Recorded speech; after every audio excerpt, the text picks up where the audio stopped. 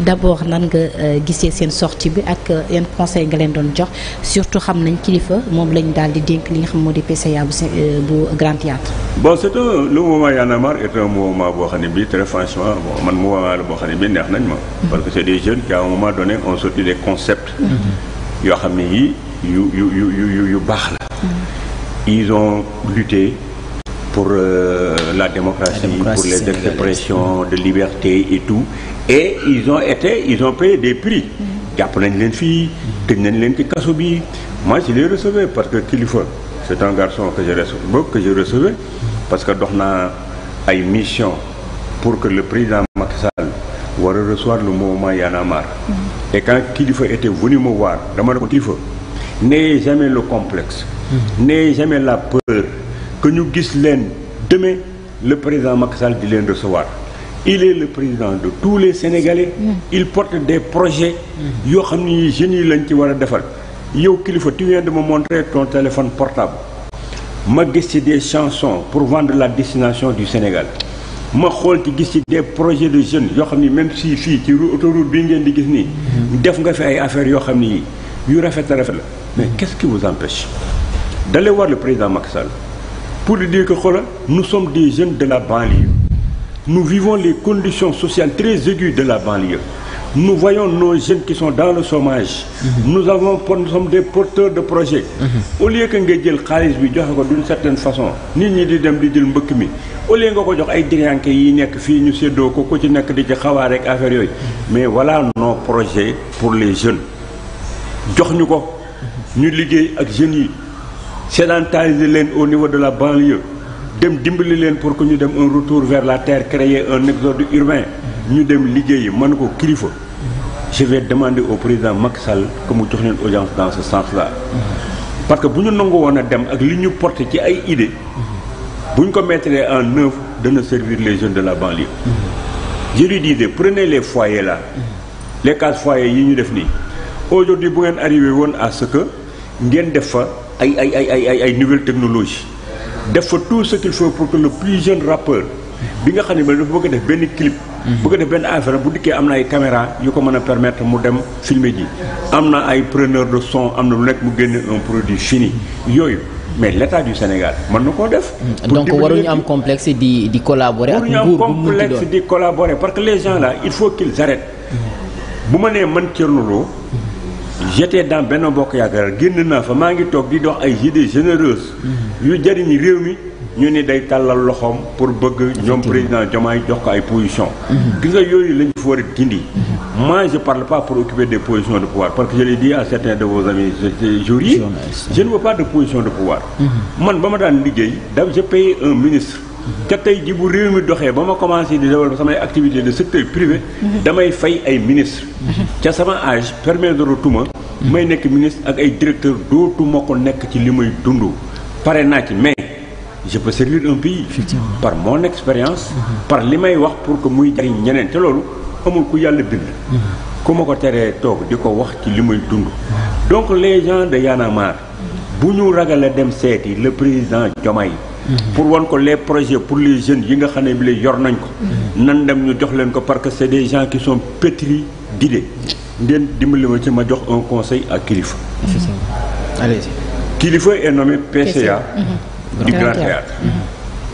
Kilifeu doit refuser di dugg ci benn moule qui consiste à dire le Grand Théâtre jox nañ ma ko donc ma mission c'est que ma toog di ko louer tout simplement pour que artistes di ñëw di fa tëgg di fay ay xawma ay 500 000 xawma 1 million sur soit. Kilifeu dafa am benn vision de mettre en place un business plan. de régler le problème du Grand Théâtre pour que le Grand Théâtre di générer ay ressources de qualité. mu utiliser espace bu ngande ba fa nekk. xoolal di def de l'événementiel au Sénégal esplanade bi.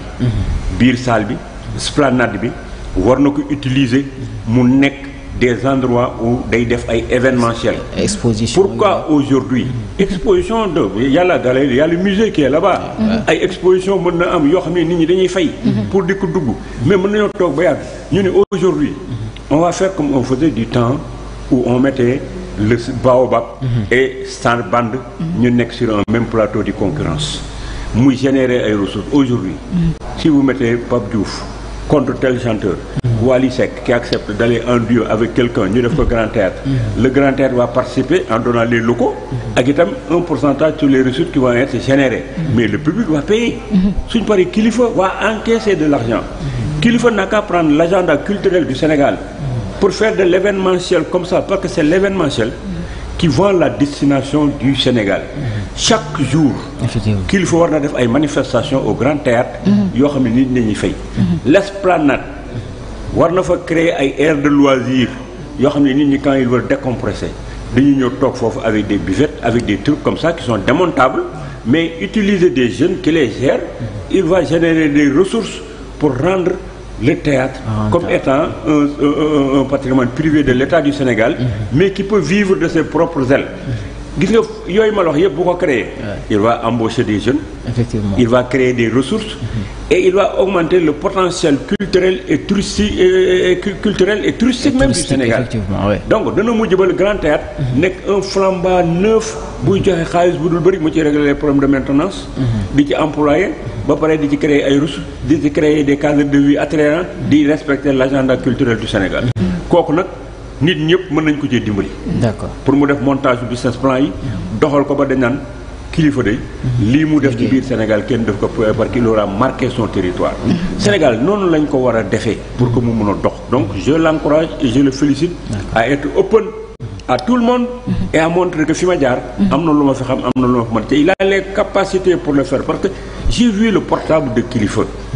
Si j'étais ministre du tourisme à l'époque, Kilifeu dama ko doon jël au niveau de l'Agence nationale de promotion touristique moo koy wax Y'en a marre. Vendre la destination. Ne leen vendez-moi la destination du Sénégal. Et je profite de l'occasion pour dire que le gouvernement peut utiliser de façon intelligente l'expertise des Sénégalais dans les réseaux sociaux.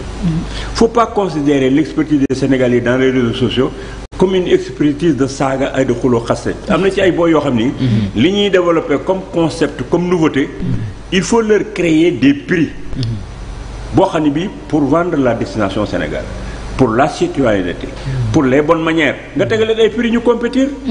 Tu vas les utiliser parce qu'ils ne cherchent que de l'argent, ils cherchent des vues pour avoir de l'argent. Mais il faut mettre de l'argent dans les réseaux sociaux pour que cette expertise yooyu mën a dem. Ahmed, avant may terminer, ma saluer une chose qui est fondamentale. Le président Diomaye, quand il a été aux États-Unis, mais il a rencontré des professionnels pour mettre en place un hub pour l'intelligence artificielle. Gis nga aujourd'hui le Sénégal, nos défis xam nga lan la maîtrise de l'intelligence artificielle, le développement de l'agriculture pour créer un exode urbain, créer une industrialisation pour avoir l'autosuffisance alimentaire. Si jamais il rate ce combat qu'il faut mener pour maîtriser l'intelligence artificielle, il aura mis les générations du Sénégal sous domaine colonial. Parce que si le petit pays comme Israël arrive aussi à être le bras armé des États-Unis et à dicter sa loi, c'est parce que de faut maîtriser les nouvelles technologies et l'intelligence artificielle. Si vous ne formez pas les jeunes sur la langue anglaise, sur la maîtrise de l'intelligence artificielle, nos générations vont être colonisées demain. Ils vont être les colonisés de la technologie. Et si vous entrez en guerre contre les autres, ils ne bougeront pas, ils ne parleront pas de soldats, ce sont les robots. Ce sont vos portables qui vont exploser. Ils vont vous tuer en étant à Tokyo, à la Russie. Donc, il faut que les gens saluent. Les mots visités, nous mettre en œuvre au Sénégal. Et il a un atout. Les Sénégalais sont doués en nouvelles technologies. Nos ingénieurs informaticiens, ils sont extraordinaires. Donc nous avons un levier capable à guider. Mes parents bawol la yow boo demee fi nii ñoo lay réparer sa téléphone. ñooy toog di la woon ay technologies yoo man maîtriser moo ko ca jàng naa la langue française. mais ñoom dañoo dem jàng la langue daara. ba pare am la pratique man ci technologie yoo xam ni certains informaticiens mënuñu ko. donc soo yoree levier bu mel noonu. da nga cee war a sukkandiku pour que nga maîtriser l'intelligence artificielle pour que le Sénégal